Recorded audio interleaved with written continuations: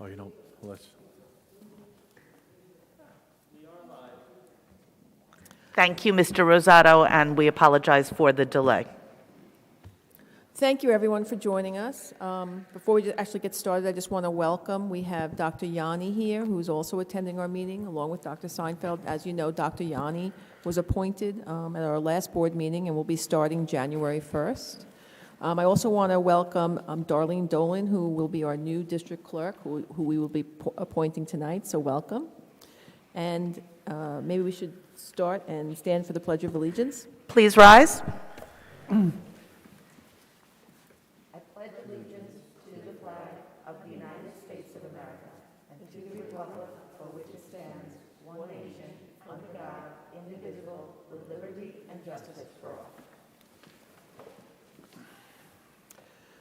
Okay, now I'd like to start the workshop agenda, and I'll turn that over to Dr. Seinfeld.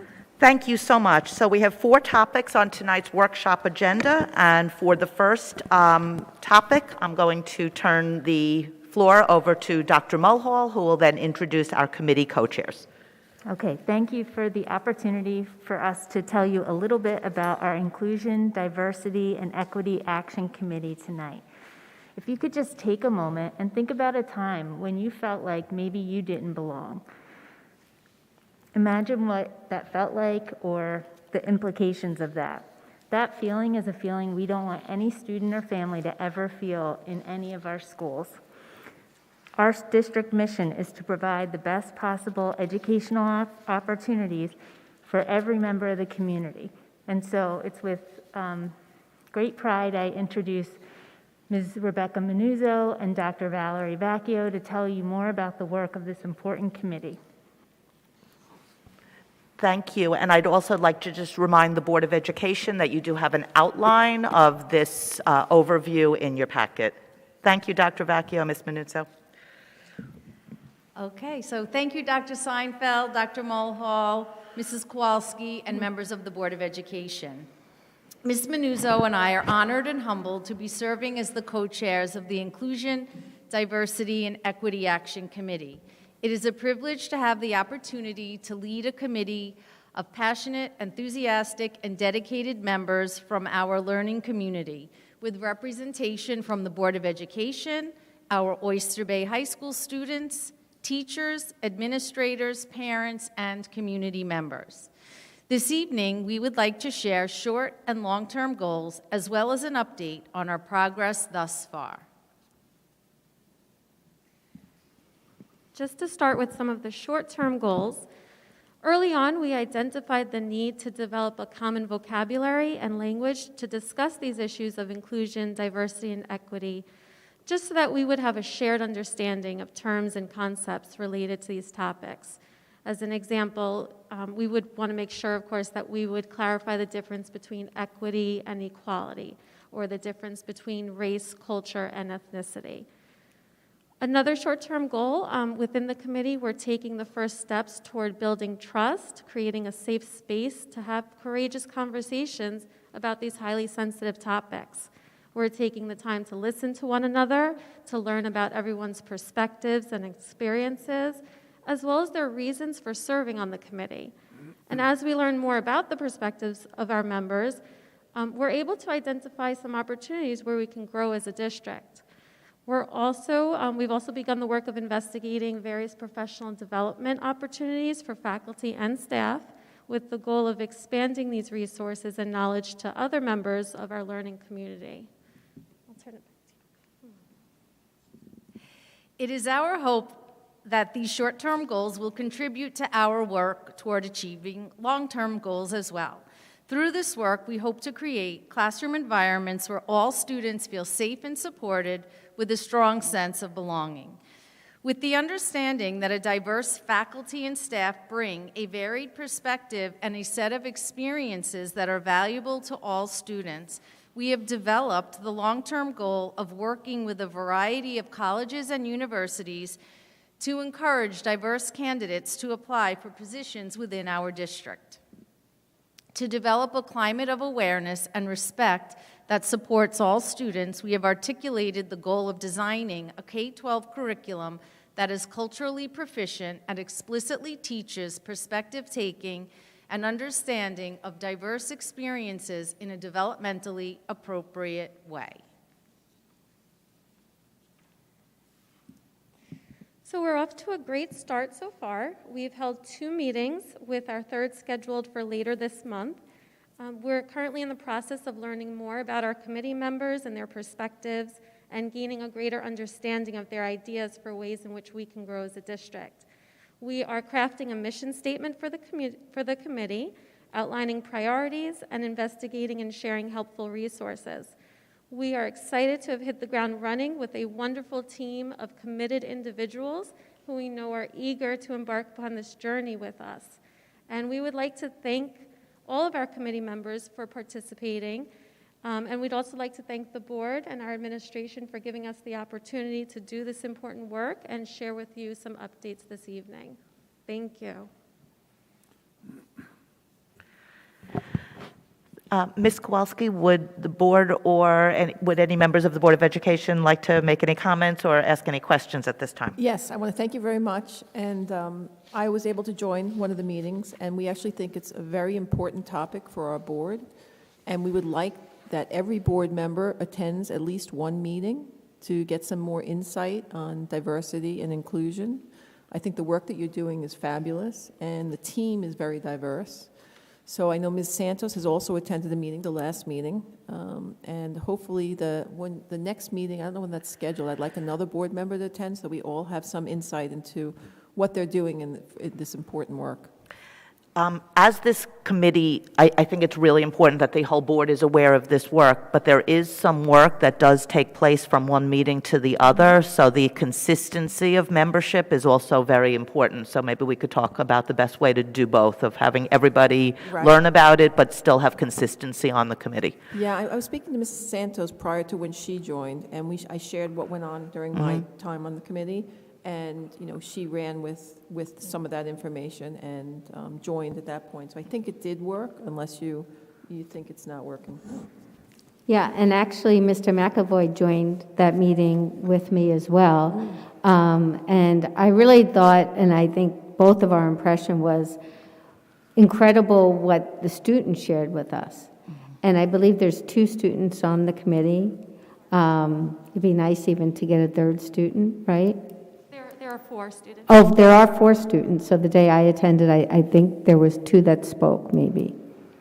Maybe, am I wrong? Maybe all 4 spoke. But, yeah. Okay, so there's 4 students, so that's great.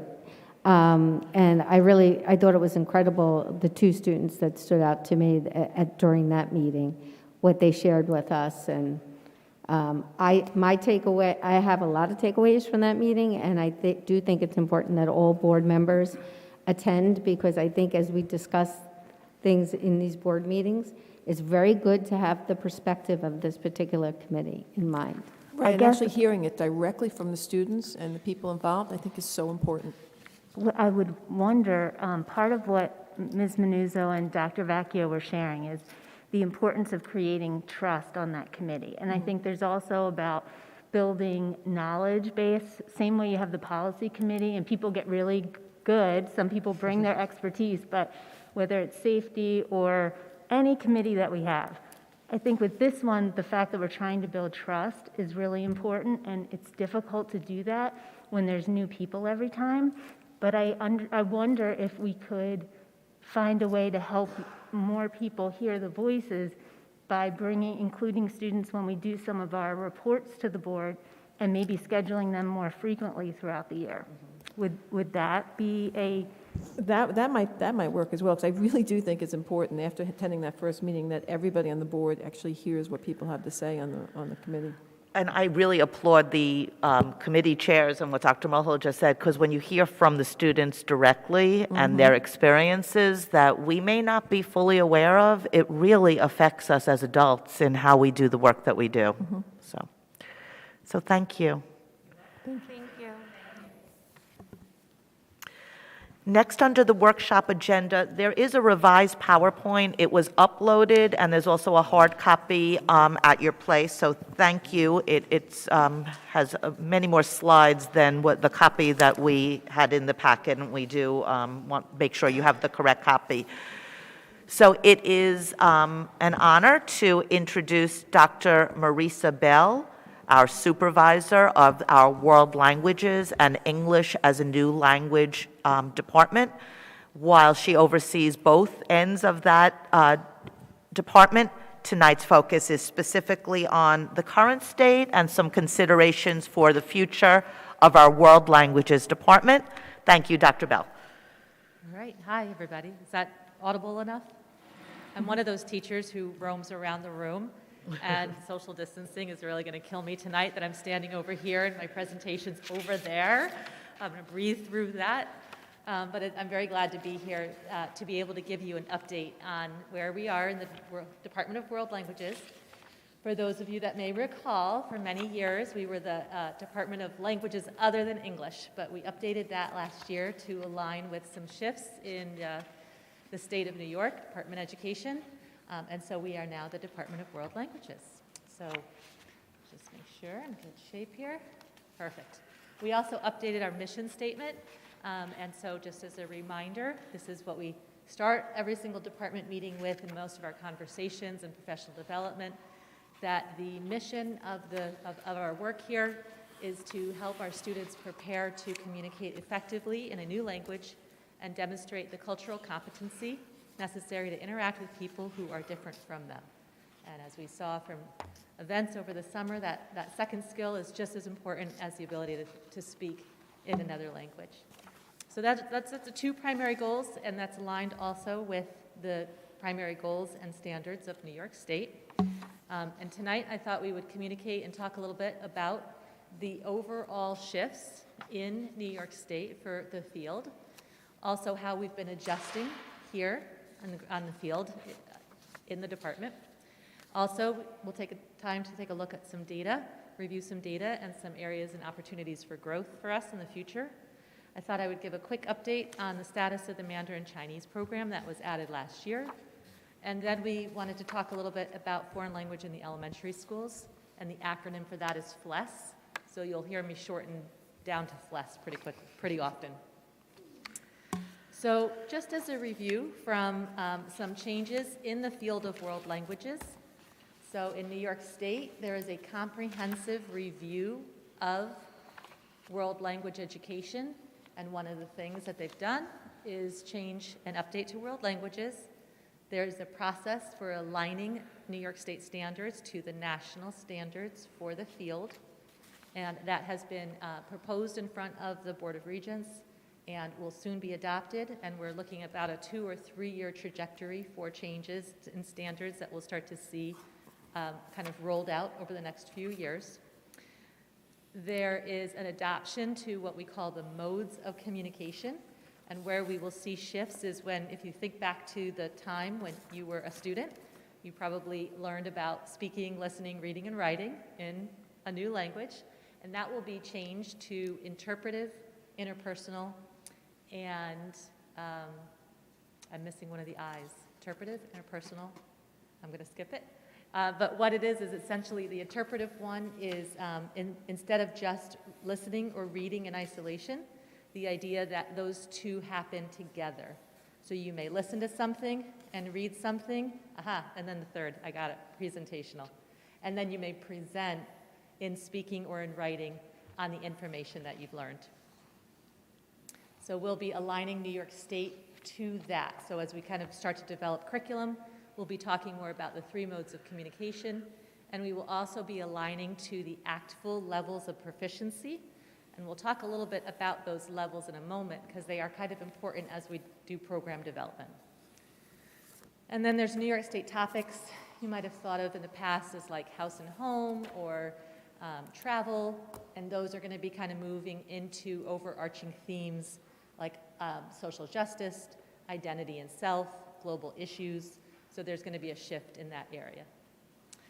One of the other large paradigm shifts in the field is this process of learning information through language, so using language for a functional purpose rather than just learning about the language. And so what that does, it means instead of just studying vocabulary and grammar and how to put together sentences, we really have students starting to use it for functional purposes of exploring their world, exploring themes, discussing topic. And the idea is really investigating the world, developing their confidence by using language for purposeful reasons for communication. That graphic on the left has a little bit of information in terms of the levels of proficiency. And so what we have already started to do here is started to align our program to various levels of proficiency. And instead of it being like a student is at a certain level in 8th grade French, it might be more that we start to talk with those students about being at a novice mid or a novice high level. And then at the high school levels, we would be talking with students about, that's kind of an intermediate low type of answer. Can you extend your answer, make it more complex, add details, and try to get to an intermediate high level? Overall in the program, our program is aligned. The ultimate goal is to get students to an intermediate mid-level, and that is after about 5 years of language instruction. I did a little research to see where we fall with that, and the AP level, which is about after 6 or 7 years of instruction, is kind of affiliated with an intermediate high or advanced low. So those levels, it takes a long time to get to that level of proficiency. Language is just a cumulative skill, it takes many years to develop. So we started to make some adjustments last year, and we engaged in quite a bit of professional learning. And I think we had a really nice solid start over the course of last year. We got a little slowed down as a result of the shutdown and having to kind of shift gears towards the end of the year. So we started to develop some assessment rubrics, and we'll be finishing that work, we hope, this year. We added the Mandarin program and organized that. And then we also developed a Heritage Spanish course, and that is running this year. That's been extremely successful. So the Heritage Spanish program is for students, most of the students in that class, I think there's about 20, and they were born in the United States but grew up speaking Spanish at home. And so to put someone who is already conversant in Spanish into an 8th grade Spanish class is not a good fit. And so those students now in grades 9 through 12 had the opportunity to enroll in a class. The class is entirely taught in Spanish, and they work really more with overarching themes, and they do a lot of kind of like ELA literacy type of things in Spanish. So what they're really doing is they're learning formal modes of communication in their home language, because last week I went in, I watched some of them do a presentation. It was their first presentation of an academic topic on immigration and in their home language, but they had to learn academic language to be able to do it, and they're really enjoying the course. Loving starting to talk about Latinx identity and culture, and starting to explore how to use their own language at higher levels. So that's been really successful and fun to watch. This year, we're hoping to move forward with kind of using some new materials that will help students in a blended learning model. And so we have some new e-texts that we've started to use. We'll expand and extend our professional learning. We're getting a little bit challenged by how to assess students in a virtual environment, and so we're exploring new ways of doing that, and there's a lot of programs out there for us to explore and learn and pilot and then adopt. And we are also hoping to extend over the spring and summer, extend our work with aligning our current curricula with the revised state standards that we know are kind of coming that we just discussed. So I think we're in good shape with some of preparing for the upcoming shifts. Just to do a quick review of assessment data, and then I thought I would pause periodically to take your questions and answer any questions that you might have for me on a particular section. So we'll pause in a little bit at the end of the assessment slides. But just for those who are not as current, your kids haven't gone through perhaps the language program yet. We have 2 points of assessment that are aligned at the state level, and those occur at the end of 8th grade and at the end of 10th grade. And that is what we give is a regional test called a Flax Test, and that stands for Foreign Language assessment consortium for schools. So that test is actually made locally, but many districts in the region and in New York State do use those assessments. And they are aligned with kind of checkpoints that New York State already has set up that are called checkpoint A and checkpoint B. Our high school students in grades 11 and 12, they tend to do more project assessment because they are able to get college credit in grades 11 and 12 for their language study through an affiliation with Stony Brook University. So you can see that our student retention in the program is very strong for the first several years. At the end of 8th grade, we have about 90% of the student body enrolled in language study. And students who are not enrolled in language study in 7th and 8th grade have an IEP that would say that they were exempt from language learning. Otherwise, all students in New York State are required to start language before the end of 9th grade. In 9th grade, students can begin to study American Sign Language. So you can see in this graphic that about, I would say 20% perhaps of the students that are in French and Spanish shift over and begin American Sign Language. That program is very successful, and there's 3 years that they can study American Sign Language for. Is it mostly the Spanish students who are moving into the sign language, or mostly the French students? I would say it's an equivalent proportion from the two, but I could also dig deeper Yeah, I into would love to those see numbers. who's Yep. leaving. And these numbers are on the past 2 years of data. So it could be that if I dug a little farther into previous years, it would change depending on which cohort of students went through, but I think we have a pretty good representation of retention in the program. After students take the checkpoint B test, their last few years is optional, and students do tend to get diverted into other electives and other paths of study, as you know, that happens in every single district. And so the last slide, and I'll take a pause here for questions. Do you want to ask a question about the retention data? Yeah, just Sure. curious, so it seems to drop off quite a bit in 10th grade, but that is when the test, the checkpoint B, is in 10th grade? So after 10th grade is, the test is at the end of 10th grade. And yes, we are seeing a drop in between 9th and 10th grade that I think that is an area of growth for us in trying to make sure that those students are staying in for what would be for them a 4th year of study so that they can get that assessment done. So we have quite a few students not taking the assessment, And do both assessments, Flax A and Flax B, show up on the students' transcripts? They do. Both yes. of them. They are reported as checkpoint A and checkpoint B, and they do show up in And that all way. schools in New York State have it show up on their transcript? Most, just about all do. I don't know of any that do not. And one of the reasons for that is that if, a couple of reasons. Let's imagine that a student transfers while in high school to another district. They would only get that high school credit for that benchmark if it were on the transcript. And the second reason for having that checkpoint B test there is they're actually in some colleges and SUNY schools, if a student has an 85 or higher on the checkpoint B assessment, then some SUNY schools will waive their language requirements in college. So it is helpful for students to have it on their transcript. And then the last piece of information is some comparison data. We did not give the assessments in 2020, but you can see that relative to other students who took the Flax test, our students do perform very well. And this spring, we are anticipating that we will be giving them.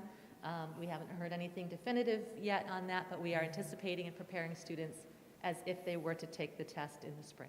Yeah, but if you look at the Flax A exam, I mean, we did have, you look at the mastery level, we were, 52%, which was below the region average of 56% in 2018. And if you look at what happened in 2019, the regional percentage went up to 62%, but we dropped by almost 10%. Do you know why that happened? In the 2019 iteration? Right. I mean, it looks like our students are not able Yeah. to master this exam, and that's what concerns me about having it show up on their transcripts. I actually think that could be a situation in which the administration of the test, the audio on the administration of that test was not ideal. And we ended up offering to families a retake on that test if they felt that the audio, especially of the Spanish, was not strong. And that's where we think that students didn't perform as well as, you can see that's kind of a little bit of an anomaly. And there was a kind of a challenge in the administration of that test. If I remember correctly, that test was given in the gymnasium, and the acoustics were very poor, and so some students selected to retake it. But didn't the exam score show up here, the retake? The exam score, yes. The only thing is not all students elected to retake it. Right. So I would say between 15 to 20 students retook it, and many students were just kind of like, they were satisfied with their grade, and they decided not to retake it, and that's where I think that we've got the dip in that statistic. So is there an initiative in place, because the Flax A and B Spanish consecutively for the mastery year over year is disappointing a bit because we're so below the region, and we're, I mean, in my opinion, given a district of our size, given the Spanish-speaking population, we should be well above the region. Is there an initiative in place to see why we're scoring so low? So actually what I'll do is I'll hop into the next slide, which is talking about one of the ways that we could otherwise evaluate the program while we're in this period of transition. So we have a few things happening, one of which is that, a pandemic and irregular instruction, irregular assessment, and a New York State curriculum that's in the midst of a massive change. So there is a national assessment that we could offer. I do know some area schools do offer this test, and it is aligned to the national standards. Students could take either the whole test, there's 3 subparts to the test, and what it would do is it would provide some benchmarking of where our students are along those guideposts that we were talking about earlier. Yeah, but that's different. I mean, but that's only saying, okay, well, they're not performing that well on this test, we'll give them a different test. Do you know why they're not performing so well on this test as far as mastery? Or is there any initiative to try to figure that out? We could, I think we would need to dial in a little bit deeper onto some of the subparts of that data to find out if there was sub-data that told us if students were underperforming in a particular area. And I guess that's what I'm envisioning that the Apple test might also do. It would give us extensive reports, and it would kind of tell us, is it students' presentational mode? Is it their interpretive mode? And it would give us really clear benchmark data as to how they're performing right now in each level. But have you gone through these exams and actually gone through these Flax A and Flax B exams and said, hey, why are these students getting this percentage of questions wrong, and what types of questions are those? Because I just imagine that there is some data there also that you can really dig deep into and try to figure out why these students aren't performing. We would need to do some analysis we'd have to go back and go into the 2019 data and try to find out what was the analysis of it. And I don't know, maybe Dr. Mulhall can speak to whether that had occurred in the past, in 2018 or prior to that. Or 19. I think one of the things that they've been working on as a department previous to Dr. Bell is, the speaking piece. So how do you incorporate more speaking? How do you incorporate more listening in Spanish? So one of the things Dr. Bell has been working on is really encouraging teachers to speak more in the target language so that students, if this is your one opportunity during the day to hear Spanish or French spoken, it's really important that we maximize that time so that they're hearing the target language and not English. So I think that's been an ongoing thing that we've been working on, and then giving students more opportunities to speak in small groups and to gain their confidence. So did we actually go into the exams and go into all the questions and figure out which questions these kids are getting wrong? So it's a little, the subcomponents of it, of these particular tests are speaking, listening, reading, and writing.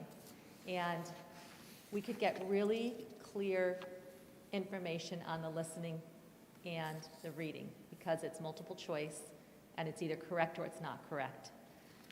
However, there's no norm referencing on the tests. The tests are developed by local teachers, and they vary thus from year to year. They're not as standardized because it's basically a local test consortium. It's just teachers writing test items.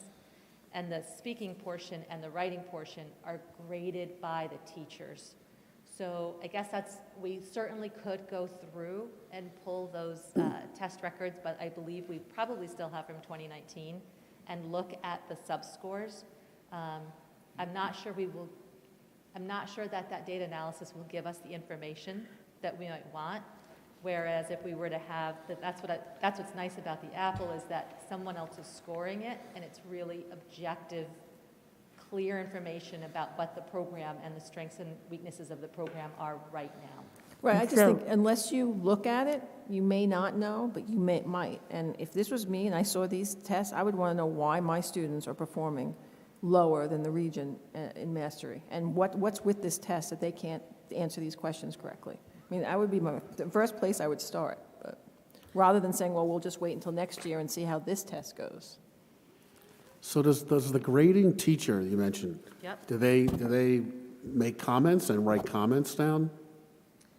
There must be some In the Flax test or in the Apple? in the FLEC. In the Flax test, there's no feedback. It's basically kind of like a Regents, it's supposed to be like it replaced a Regents exam that in 2007 the state stopped giving because of financial constraints at that time. So in the absence of the state developing an assessment, local consortiums, school districts just said, we'll do our best to write one. Right. And in any particular year, the test can be stronger or not, depending on how the test kind of shakes out in that year. And so there's no feedback that goes to the student regarding how well they did on any particular section. It's just scored, and that's the end point. And the teacher, you can't get your hands on any of that feedback? So I could probably go back, I believe, and look at the 2019 test data.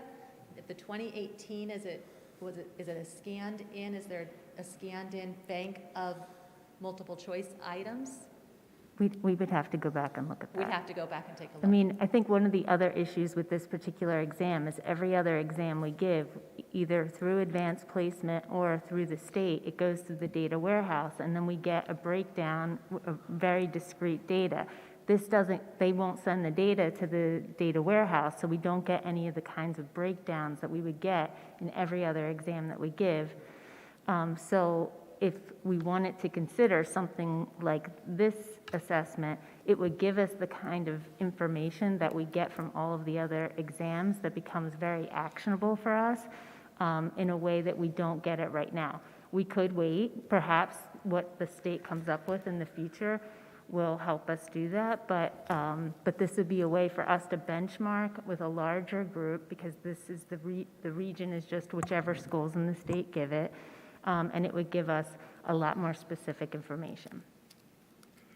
So you don't get the actual exams, so you can't go back for each student and see what questions they got wrong? What I'm saying is, like, we don't get the same level of reports that we would get if we were giving, every other exam, we can run reports through our data warehouse that tells us all that kind of information that you're looking for. The item analyses, the gap analyses, all of those reports don't go through. I mean, we're the- only talking about 100 students. Right. So, I mean, it doesn't sound like it's a real difficult chore to go back and try to figure out what. Yeah, because exactly. if the rest of the region is scoring really high, and we clearly have a deficiency here, and we've always known that we've had a deficiency in Spanish, that I would think we'd want to focus on that. So Dr. Bell, why are our students not performing well consistently year over year?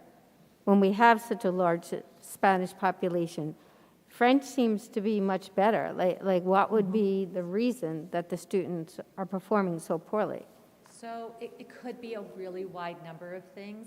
And to be honest, heritage Spanish speakers don't necessarily perform super well and bring up our statistics because they don't necessarily read and write in their home language. So I know that seems like really intuitive to think that they would improve, but they might not necessarily improve those statistics. So in the Flax A that I'm looking at, the mastery level for 2018, we're only 56 and we're 52%. And again, I think that it could be a small number of students. And in the Flax B, we're about 14% less than the regional average. And again, that difference doesn't hold up the year after in the 2019. So the Flax B Spanish, we are at the same passing level as the region and the same mastery level as the region. It's the 2018 Spanish that appears to have that difference. So again, it's really hard to say that those particular data points in 2018 don't necessarily hold up. And then like the Flax 2019, I think we're looking at the 62% versus the 43%. It's hard to say exactly what happened in that year. It could be an anomaly because there's no really established pattern. It could be the cohort, and it could be that we go back into the vault and we pull the actual test papers and we try to see if there's a particular pattern in it.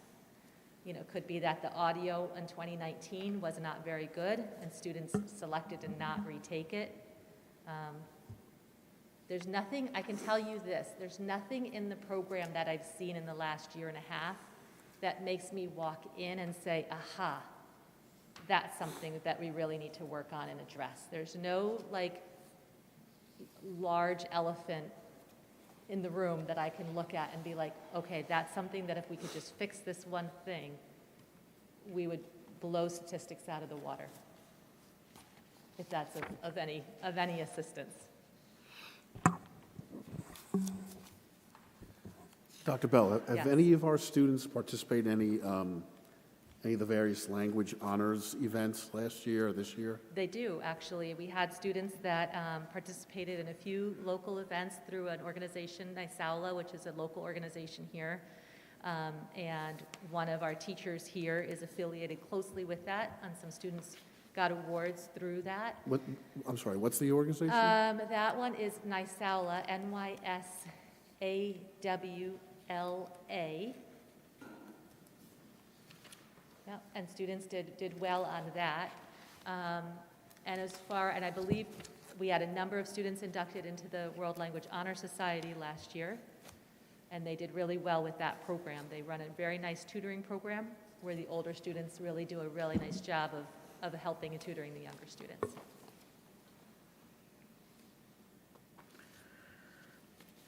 Okay. So I wanted to give an update on the Mandarin Chinese and how we're looking in that program. We added that to the course of study last year. We did go down and went to Vernon one day in February to do an afternoon with the 6th grade students about what language they could select, about what language learning is like in 7th and 8th grade, about the program. Students got an overview of the program, and then they got a little bit of about a 20-minute session for French, 20 minutes with Spanish, 20 minutes with Mandarin. We were able to bring some high school students down with us who did a kind of a little activity in each one. For the Mandarin, obviously we didn't have that opportunity, but we did some really engaging video and song work with the tones in Mandarin Chinese that the students really enjoyed. And then after that, unfortunately, only 7 students signed up for the 7th grade Mandarin. And if you remember last year, we came with a number of options on what we could do and how we could start the program. And one option was to start it just in 7th grade, another one to start it at the high school as an elective option, and a third option was for us to start and offer it both in 7th grade for cumulative study and also in at the high school as an elective program. So we chose that to offer it in both locations. And we were able to get more students in the high school level interested in the program. So 13 students registered for Chinese 1 in grades 9 through 12. The schedule being really, really tricky with so many electives and singleton classes that are running. 7 to 8 students ended up in that schedule. We posted the position, and we went through 3 or 4 months of really looking for a teacher. I think we started in May, and we went all the way through the beginning days of the school year. It was a very small applicant pool. We knew that going in. We knew it was an area of shortage.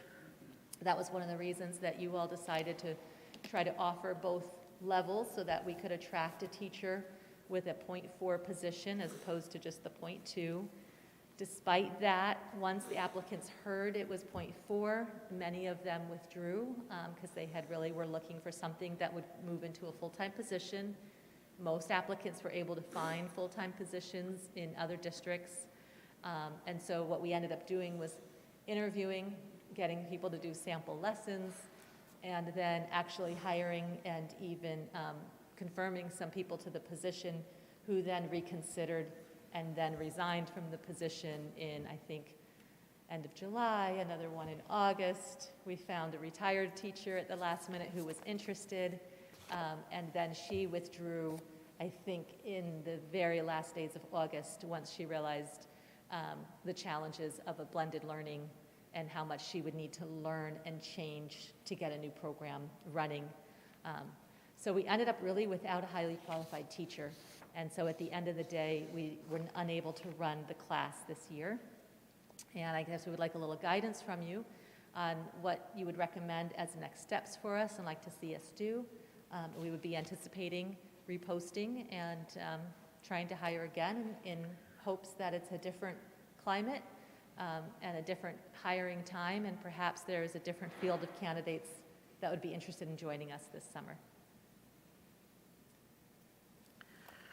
So are we correct that the Board of Education would agree that we should attempt to find a teacher and go with the same plan, which would be to try to offer it both at the 7th grade level as well as at the high school level as an elective?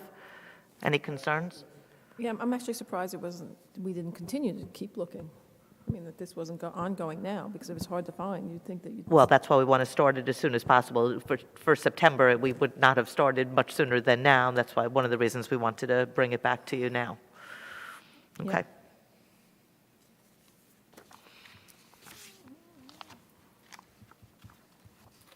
Good, okay. So we also wanted to talk a little bit about foreign language in the elementary school and opportunities there. There's a wide body of research that talks about how helpful early language study is in the field of foreign language, both for cognitive development, helping students understand people from different cultures, and then really for language acquisition. Students' brains and language development centers in their brains are just really wide open when they are young, and it is just a really ripe time for them to be learning language, and they tend to really intuitively pick up language learning at a young age. There's a variety of models for us to consider. I thought I would just do a quick overview and answer as many questions as my knowledge level allows. I've never supervised an elementary program, but working in the field, had the opportunity to talk with many colleagues who do have programs like this, have gotten them going, and have been able to go and observe those classes in action with my colleagues in their districts. So one of the models is called an immersion model, and this is daily, 100% in the target language. So target language would refer to whatever the language is being spoken, Spanish, French, Italian, whatever language is chosen. And 100% means that the instruction occurs 100%. It's not like the teacher says, okay, now we're going to learn colors, what is blue? It's just that they do a song, and the teacher stays 100% in speaking the target language for whatever the period of instruction is. Could be 20 minutes, 30 minutes, 60 minutes. And the goal is to try to, an immersion model, to deliver content instruction in the other language. In that case, a bilingual ed teacher would need to be certified as a bilingual education certification. It's an extension, and that is a requirement for those types of programs. And students can be in a couple of different models, one-way model or a dual language model, and we'll talk a little bit more about the differences between those two in a moment. A FLES model is pretty much where it's not content is not being taught in the target language, but by using songs, stories, rhymes, plays, dance, and those types of things, the teacher still speaks 100% in the target language, but uses really age-appropriate and fun activities, and the kids just kind of start to sing the song, and before you know it, or they're retelling the story and re-singing the song and telling what happens in the song in the new language.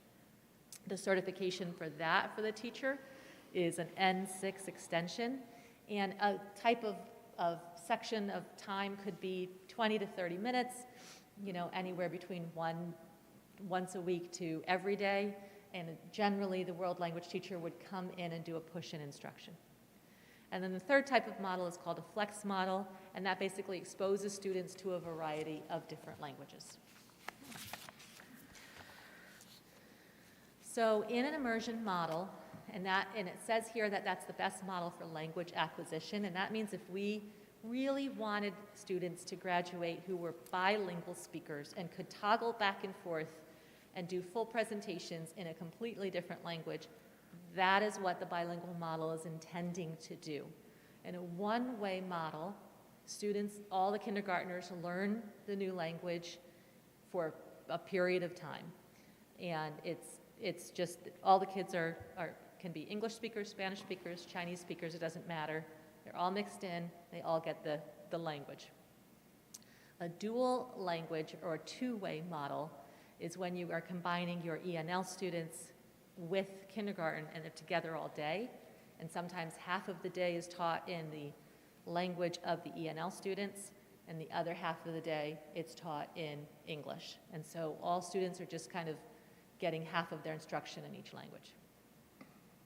To do that type of model, we would need to be very thoughtful about hiring elementary teachers, that had the bilingual certification extension.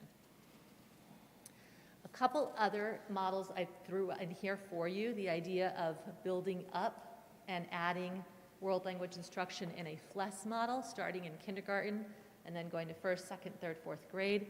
And I threw these two kind of options of a build up or a build down model out as starting points, but really school districts could create almost any variety or variation of how they would like world language instruction to look. It could be that we start with kindergartners in sixth grade.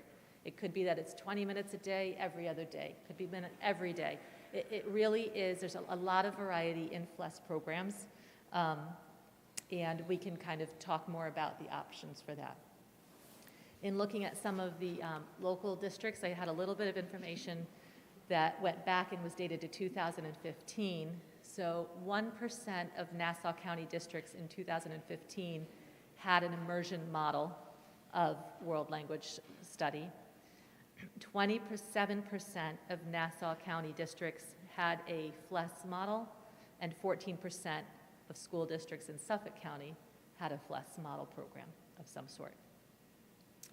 And then the second to last slide is just showing one way that we could kind of I wanted to kind of provide a visual if we wanted to roll out a FLES or bilingual type of program over a 2, 3, 4 year time frame, and this could be adjusted to 6, 7 years, it doesn't matter, but I just wanted to have some sort of visual graphic that would show that the students would kind of be moving through the program in each subsequent year.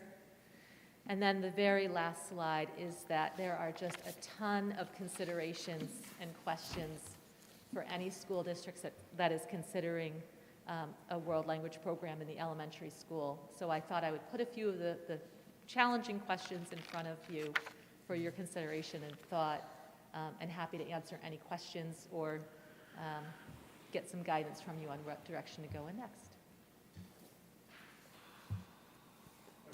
All right. Going forward with the elementary schools, what would be your suggestion? So my suggestion on that is, I come from two places. One place is the goal of any language teacher is to get students to be as proficient as possible on that continuum, that pathway of proficiency. And so the younger that students can start, then in my mind, the better. So that really young age, it's really super helpful and important. The other part of me is also knowing that, our current 5th and 6th graders would also benefit, like, right now from having that. So I almost would think, there's some value to us talking about starting in kindergarten and 6th grade, so that our students who are coming now get a deeper, richer program right away, as well as starting to build that. I think when we talk about building from the bottom up versus from that down, one of the questions really is, maybe two questions, is the goal that language proficiency, that higher level communication proficiency we really want, and once we start from the bottom up, we really are committing to continuing all the way through 6th grade, and that is a pretty big commitment. So once a student is starting in kindergarten and then 1st grade, it would be really tough to have a gap where they didn't get instruction for 2nd or 3rd grade. So there's a commitment that goes into that type of decision as well. It really, it's, I'm not a Gemini sign of the twins for nothing, where I can see both sides of the argument, and I really can see the advantages of starting very, very young. And it's just when you go in and you see what a kindergartner can do after 30 minutes in kindergarten every single day, it's just a joy to watch that. But also, we've got 5th and 6th graders that are really ready to learn. And of those two plans, do you think we can do this in our district? So there's a phrase in Spanish that I just always fall back on when it's a question like that, like, can we do it? And in Spanish, you just say, if you tiene las ganas. And las ganas is like, it's not necessarily the desire, but it's a combination. It's a great word because it's a combination between the desire and the will. And so you have to put those two things together. And if you can put together the desire to do this and the will, that strength and commitment, knowing that it's going to be really tough, then yes, we can, if we have the ganas. Yes. Dr. Bell, thank you for the presentation. This is Darren Gerbosi, by the way. Thank you for the presentation. In the immersion model, are you saying that we as a district picked one language that everyone in the district will learn, or will there be an option of language and each child will go in and pick their language of choice, and we might be teaching 3 or 4 different languages at whatever age we start? That is one of the questions, which is exactly why it's on the guiding questions, because it's not really what I would particularly say one thing or another. I think it's collectively. We have a lot of tough questions, that exactly being one of those types of questions. And I think that's what we would be looking for, some guidance and some decision-making on in the months to come, should we move in this direction. Thank you. So a couple more. So how quickly would it take to start a program, even if it is let's say, a flex model, and we decide that in the elementary, if there's 6 days of specials, we take one of them and make that a language. Is that something we could start in January to feel it out? Is that something that would have to start next fall? And lastly, can we share faculty between buildings? So could we have, as opposed to hiring and one special, they're not just the Teddy Roosevelt Spanish teacher and working 3 specials a week or something? Okay, so I'll answer that in reverse. We can share teachers. We do have a few teachers that travel between buildings currently, so that's as long as the schedule, we just manage travel time. That's easy to do. And the starting in January would be a challenge. And the challenge would be hiring somebody and getting them ready to go and up to speed. So that would be one of the challenges. Adjusting our current schedule and what students are currently learning. The curricular path that they're on right now would be a challenge. And my understanding is that we have kind of a shortened instructional time because of some of the arrival and dismissal procedures that are in place. So I would say that for this year, you know, it's not possible, but it would be exceptionally difficult to get something like this going in a matter of weeks. Dr. Bell, I'd like to just jump in and add to that. One of the reasons that this presentation is in the earlier part of the year is strategic in terms of the conversations around budget, and well before the budget is discussed and developed and hopefully supported by our community for September, because we would definitely need the board to, as we always do, consider any additional program, of course, the positive and the benefits for our children, and also the cost factor. So I would suggest that if this is a direction that the Board of Education would like us to go, that we speak about which of the models we'd like to consider, so that we could then come back to the board, or Dr. Bell and others could come back to the board with more specifics in terms of time, schedules, and of course, the associated costs. Now, could we also use faculty? So at the high school level now, is there Spanish, French teachers that have availability to step down into the Teddy Roosevelt and teach at a very beginning elementary? Is it a different skill set? Is it their time is already at capacity? So yeah, we fully schedule our teachers and are fully scheduled through June. So it's not like we would not have necessarily extra staffing available right now. They have to have the certification, so they'd have to have that extension of the certification. And then again, it is a different skill set, teaching kindergartners. Sure. A quite different skill set than, you know, a college level course. So the more time that we have to plan and find the person that makes that program be successful, that gives us a leg up on making sure that we get the right person for the job. So what do you perceive are the next steps? Because I think this is a critical part of our district, and you know, you just kind of dropped the grenade on us of we've got a million options and languages and plans, and you know, I just see this spiraling and really going nowhere. So well, I shouldn't say going nowhere, but how do we kind of put a wrapper on it a little bit and take it down to the next level? And really, is it a focus group? Is it another committee from our board, Fleece committee? I guess just looking for your opinion.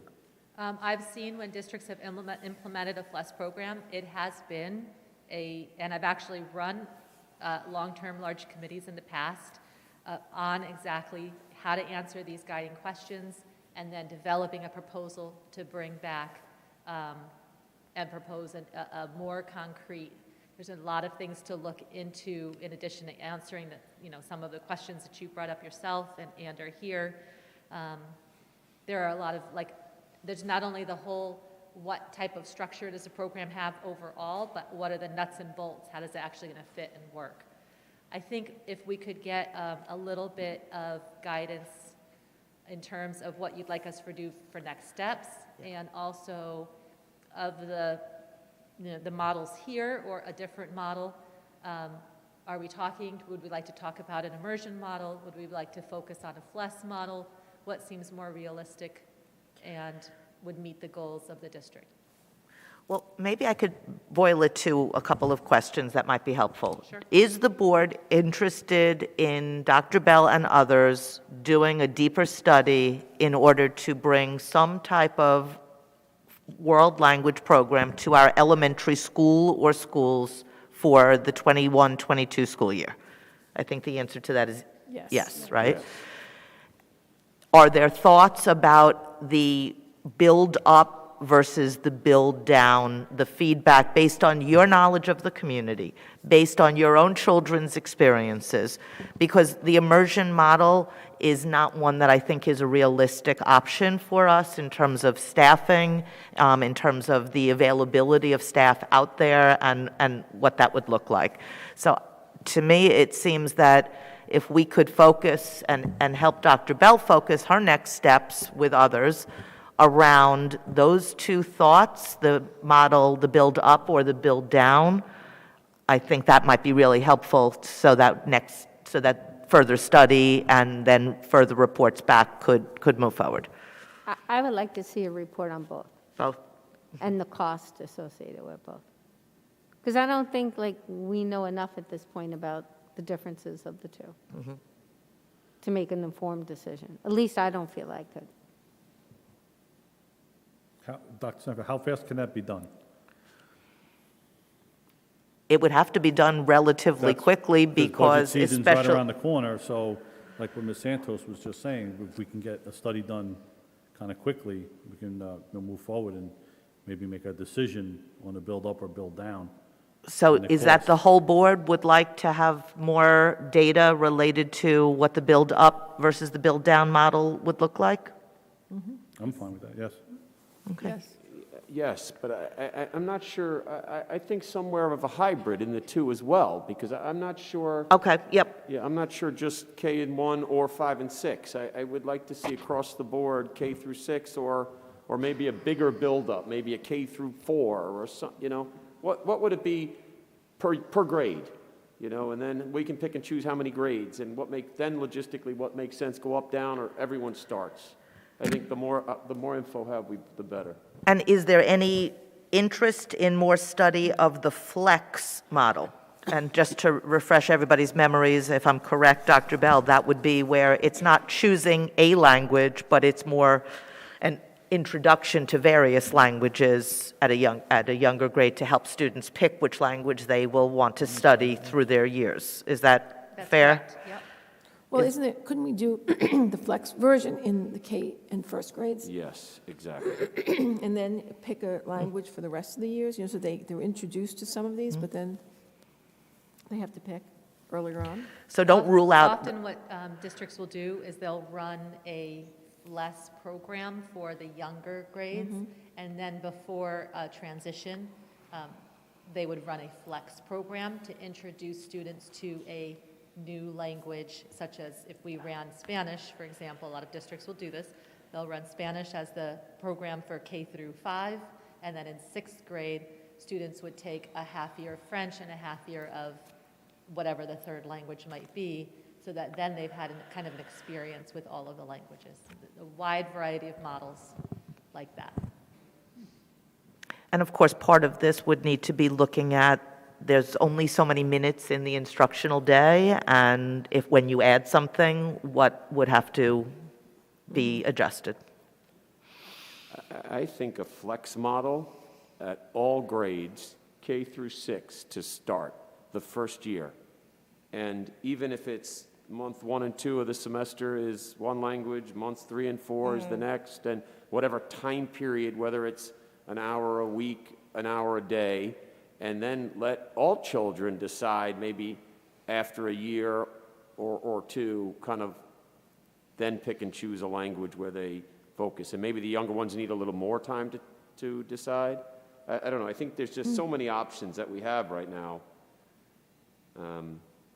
I guess it's really just budgetary of what we would need to make really anything possible and break it down per grade, per language would be X. And get to X. But if you're going to try to start the Mandarin program, couldn't you use that person also to do some of this? We could, as long as they have the correct certifications, yes.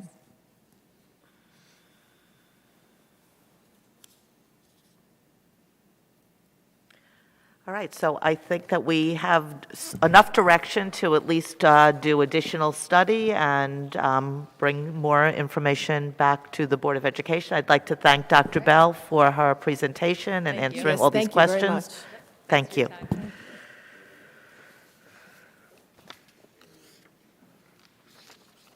Speaking of budget, I will ask for the transition, and Ms. Freeman, you have an overview in your packet related to COVID expenses as well as savings, and I turn the microphone over to Ms. Freeman.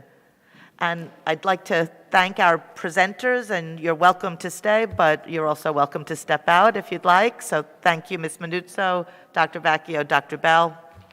Thank you very much. Thank you. Ms. Freeman? Okay, thank you, Dr. Seinfeld. Back in the winter of 2019-20, when the 2020-21 budget was being developed, there was no COVID-19. There was no indication of additional costs that would be imposed on the district to keep students, staff, and community safe. But our world has changed. At the board's request, I have accumulated the additional costs incurred by the district as a result of COVID-19, as well as any savings.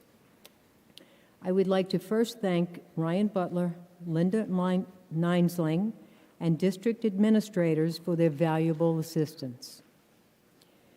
The analysis is broken down into 3 areas: additional expense, additional salaries, and savings or unexpended amounts. These are then broken down through numbers as of October 30th, and then through the end of the year, June 30th. So we'll start with additional expenses. In this category, there is equipment. We had desks for Teddy Roosevelt and Vernon schools, $31,493. Supplies included PPE, desk guards, temperature scanners, partitions, tents, and that total was about $421,000. We anticipate through the end of the year, and this is probably a little bit high, but about another $60,000.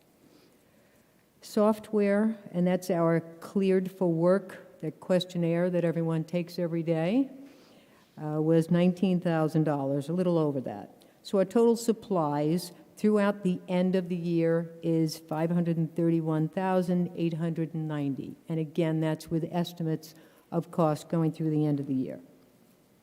Additional salaries. The reopening planning, there was lots of summer work that went on, so we had additional work there that was paid for. That's $78,360. Custodial cleaning, additional security put on, nurses, the COVID coordinator. Up to October 30th, those costs are $122,000. We anticipate to be another $186 before the year end. So we'll have total salary increases of almost $387,000. Now, we do have some savings. Athletics, the crew did not go on this fall. There's a possibility it will go on in the spring. We don't know that just yet. We will have abbreviated programs beginning in January for sports. They could be at 80%. We're not sure exactly where that will be or whether they will actually go on. So as of right now, we could have an estimated savings there of $292,000 through the end of the year. Field trips is, a rather small amount, but since we don't plan on, I would assume, planning no field trips through the end of the year, that's a savings of $4,000. And supervision, we have teachers and security and so on for athletic events and concerts and shows, and, I anticipate that we'll have a savings there of almost $19,000. So the total savings comes to $329,000. So summarizing these, we have the additional costs of $531, the additional salaries, $386, and then the savings going against that is about $330,000, giving us a total increase to our costs for the year of $589,000. Now, luckily, the district had the forethought to increase the 1920 unappropriated fund balance to 5.6% last year. This exceeded the 4% allowance by $982,000. This amount can be brought into the 2021 budget to cover those costs. So taking that into consideration, we wind up with a positive difference of almost $393,000. So the way it looks right now, this will not negatively affect the 2021 budget. I think we can also anticipate that we will be getting some reimbursement from FEMA and also for the CARES Act, and that will be on the PPP equipment, cleaning supplies, masks, and things like that. Do you have an estimated amount, what we applied for the CARES Act? We still have not done it. That's another reason for accumulating these costs, because we really need to separate it out, and they will probably want, exact numbers for all of those, okay? So we don't have just yet, possibly through the CARES Act, maybe another $70,000. And what about state aid? So how much do we estimate that we might be reduced from? Savings? State aid? Oh, state aid. If the way they're talking, 20%, if it's 20% of our total aid that we receive, that's $660,000. If it's only foundation aid, offhand, I don't recall what the foundation aid is, but, it could be maybe $2 million, so it would be 20% of that. And do we receive any of that yet? Excuse me? Did we receive any of that yet, the state aid? We have received some aid. We actually got some, TRS. Our TRS expense is actually funded by the state. The state, instead of giving you state aid, actually pays your TRS bill over 3 months. So it did pay for about 2/3 of that so far. Can I just ask a question related to the athletics? So through October 30th, our savings are only $15,000? Because I thought we had no spring sports and no fall sports. Well, the thing is that in January, we're going to have fall, winter, and spring sports. They're going to combine them. So we really are not Hopefully. doing without, hopefully, Yeah. yes. So at this time, I can't say that we're totally not going to have any fall sports. So They just won't be in the fall. So the No. $15,000 savings was, that's actually crew. but what about last spring's sports? This is only this year. No, I'm This is not last I'm year. sorry. I think that's in the 982. Is that correct? Like, we had excess general fund that increased our general fund by, like, our unappropriated, unassigned, right? The above the Undesignated 4%, fund balance yeah. is at like 5.3%. It went up because we had certain savings, right? We didn't have expenditures, which would have been those spring sports. So that should be incorporated in that $982,000 number, is that right? Yeah, that could be many, many different things in there, yeah. Because In I'm that- talking about the spring of 2020 Yeah. sports. Yeah, so where's that number? 982 is what's in excess of the 4% that we're allowed to have in the undesignated fund balance. So the money, the So when we savings from the had athletics is excess in revenues there? over the expenditure budget last year, we increased that amount, right? We're over like 1.3%. Part of that was a result of us having less expenses for sports. Right. That is Right. correct. This is only 2021, what we've actually spent and saved in 2021. That 982,000 that comes over from last year, that is the accumulation of the savings and whatever spending was not incurred. Can you get us the exact number we saved on athletics in the spring of 2020? Please. Sure. Thanks. So am I calculating this right, then, that if you're saying that right now we have a positive difference of $392,000, we've already received about 2/3 of the state aid, right? 2/3 of the TRS. Oh, not 2/3 of the 660 we're No. expecting? No. No, I would have to see exactly how much we actually received. Because I'm just concerned whether that positive difference of 392 will make up the difference between what we're going to receive in state aid and what we did. Okay, that is not taking any reduction in state aid into account. Right. You're right. That's what she's trying to figure Right, out. okay, so we could still be short this year. If we're shorted with state aid, yes. So normally we get 3 million in state aid approximately, right? And if they reduced us the entire 20%, it's the 600,000. So we're in a sense short 200,000 if we get a full reduction. If it's the Right. full, if it's on the full state aid. It shows estimated savings through June in athletics of $292,000.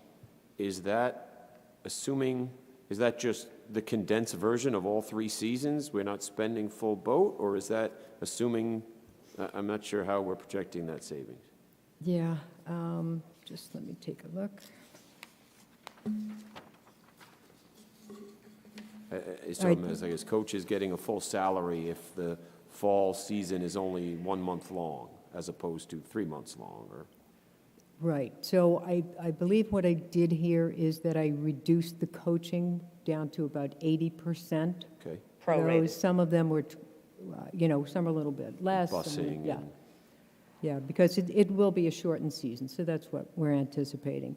There's transportation in there of 120,000 that we're saving. Okay, great. Entry fees for crew, BOCES, Section 8, I'm hoping that they would possibly reduce their costs as well. And that number could increase if, obviously, any of the 3 condensed seasons would get canceled as well. Yes, yes. So can we find out if Section 8 is going to reduce their costs? Because if they're running an abbreviated service, they shouldn't get paid for something that they failed to run all fall, right? Yeah, I know that they are working, but I will find out. Yeah, We'll if try you to could let find us out. know, Yeah. that would be great. And I'm sorry, can you just, the state aid is just getting me a little bit confused. So if we have a reduction in state aid of 20%, that number is $600,000, right? The number is what? $600,000? Will the reduction be 600? If 20% of our 3.3 million is $660,000. Okay, that's what And I that's the threat that's out there and has been. So if we have about $400,000 surplus now, and let's say that does happen, how do you make up that $200,000? Like, is there a fund that you can grab from to make up that $200,000? Well, the district is in, fairly good financial shape. So I don't see that as a problem, being able to eat $260,000 at the end of the year. I think every year you guys have a very good fund balance. You're able to fund your reserves, so maybe you wouldn't fund your capital reserve as much as you would in a normal year. Okay. So if that's the worst of it, I think you're fine. And then and let me ask you this too. So for next year, when we're budget planning, and we know that we spent $589,000 this year, can we budget, because no one knows what's going to happen to COVID, right? We could have May, we have to decide on a budget, and the vaccine, they decide that it doesn't really work, or whatever happens. Can we budget then next year for COVID expenses as well?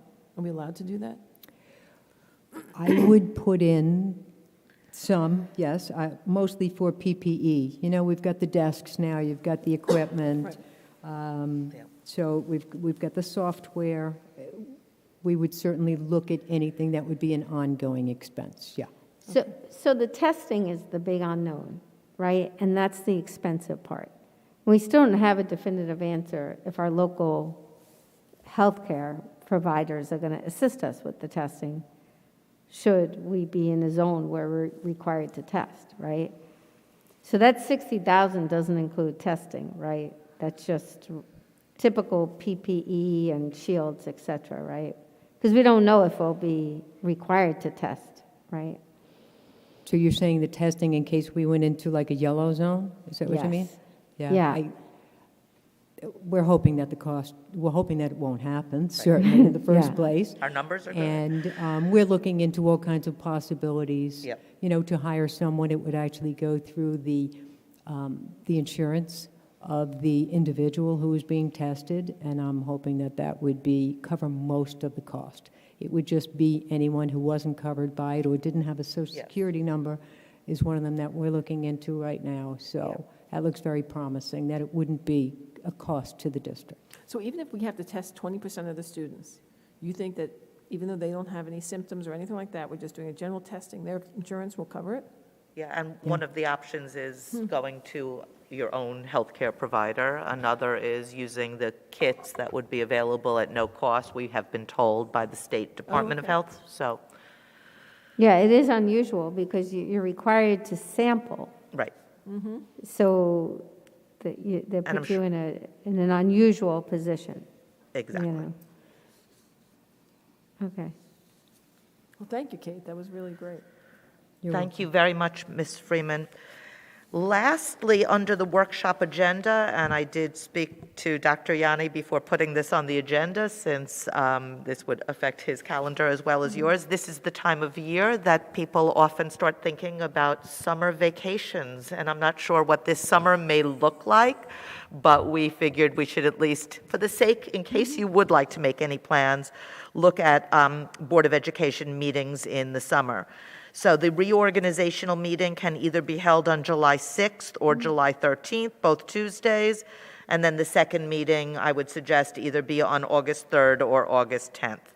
Any preference on July 6th versus 13th? I'm assuming the 13th might be better. Okay. And then it usually is helpful, if it works for everybody else, for the second meeting in August in terms of hiring to be the latter date. So would August 10th work? Sound good for now? So far. And I hope that people will be able to plan some vacations. That concludes the workshop section of the agenda, Ms. Kowalski. Okay, thank you very much. Let's move on to personnel actions. Resolved upon the recommendation of the Superintendent of Schools, the Board of Education of the Oyster Bay East Norwich Central School District hereby approves the following professional personnel and civil service personnel resolutions as listed.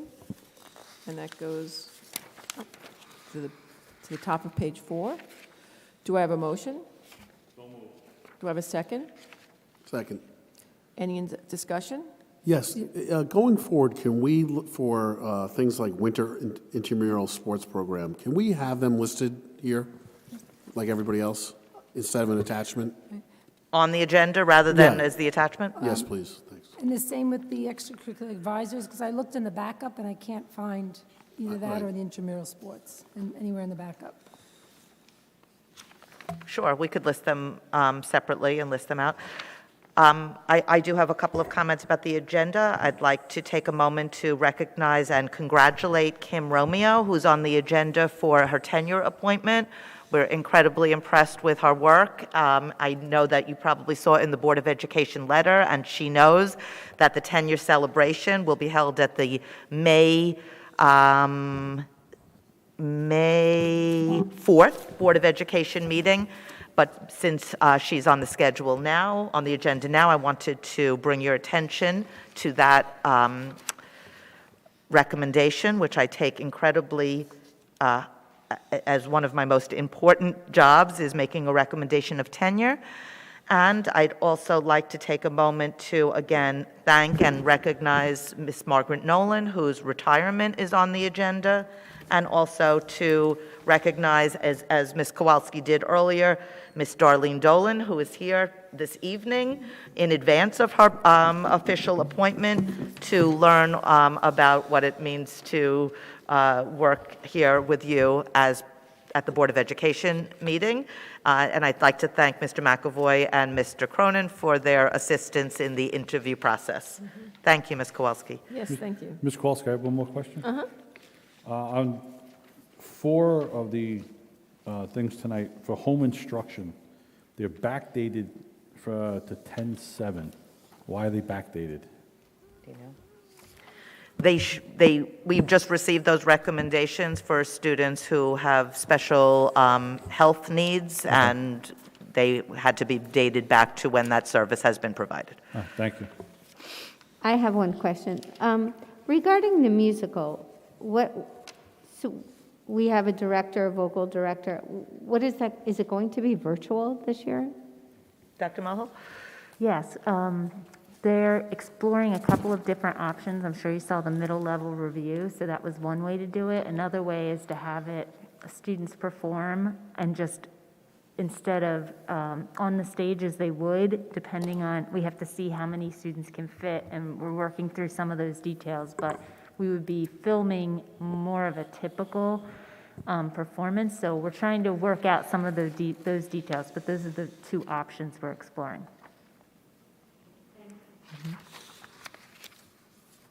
Any more discussion? All in favor? Aye. Aye. All opposed? Motion carries.